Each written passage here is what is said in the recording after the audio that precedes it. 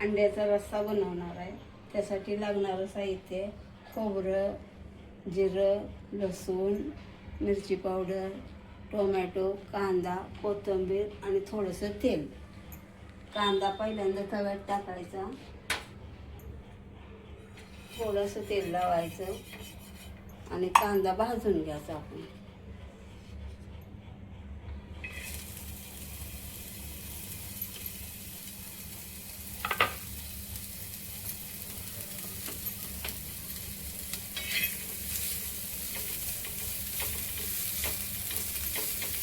कांदा भाजत आलाय, लाल होत चाललाय. आता ह्यात आपण टोमॅटो टाकून घ्यायचं आणि टोमॅटो पण भाजून घ्यायचा असं थोडा कांदा बरोबर.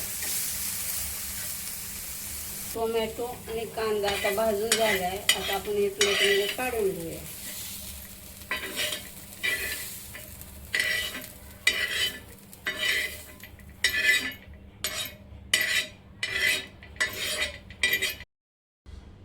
आता त्याच तव्यामध्ये आपण खोबरं भाजून घ्यायचं. भाजून झालेलं आहे, थोडं पिवळं. आता हे काढून घेऊया आपण. आणि याच तव्यात आता आपण थोडं जिरं टाकूया, म्हणजे बारीक होते चांगलं.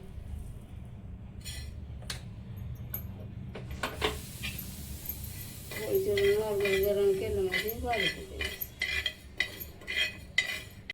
याच तव्यामध्ये आपण थोडंसं तेल ओतून घेतलंय. आता त्यात ही अंडी फ्राय करायची.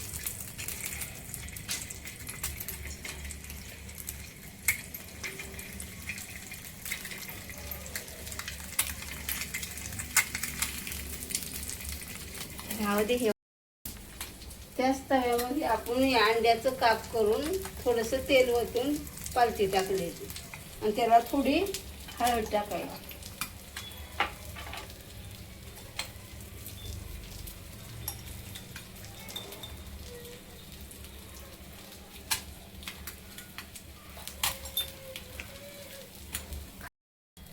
आता ही फ्राय झाली, ती गॅस बंद केला. मसाला करूया.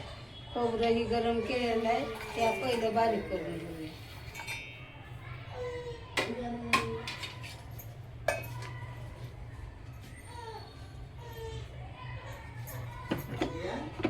बारीक झाले, आपण यात जिरं टाकून आणि बारीक करून घेऊया.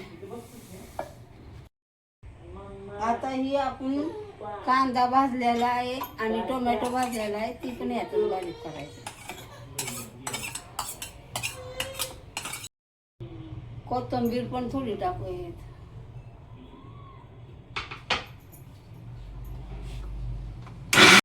मसाला बारीक झाला तर आपण हे आता फोडणी द्यासाठी घ्यायचं. आता आपण या कढई तापली. आता आपण ह्यात तेल ओतून घेऊया.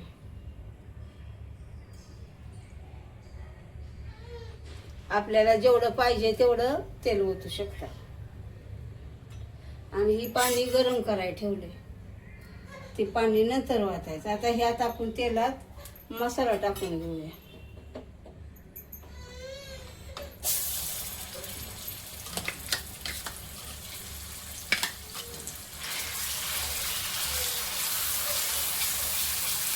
त्या मसाल्यात आपण काश्मीर मिरची पावडर टाकूया आणि लाल तिखट पण टाकायचं. आपण जेवढं वापरतो तेवढं मसाला. आणि ह्यात थोडंसं गरम पाणी ओतून घ्यायचं, म्हणजे मसाला करपत नाही, व्यवस्थित भाजतो चांगला. मसाला असा भाजत आला ना, चांगला भाजायचा. आता ह्यात गरम पाणी इकडे ठेवलं तर काय, ते गरम पाणी ओतायचं, गार नाही ओतायचं.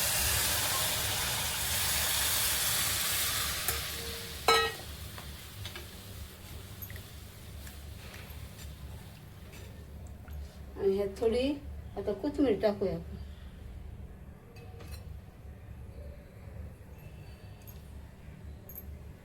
आणि चवीपुरतं मीठ टाकू.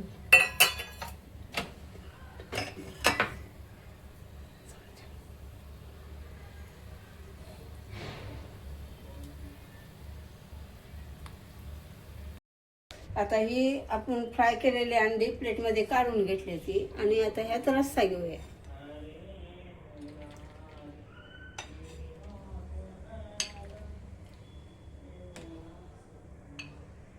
आता थोडीशी ह्यात कोथिंबीर टाकूया.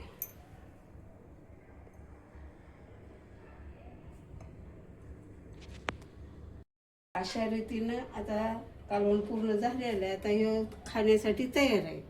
तर आपण चपाती भाकरी काय असेल त्याच्यावर खाऊ शकतो.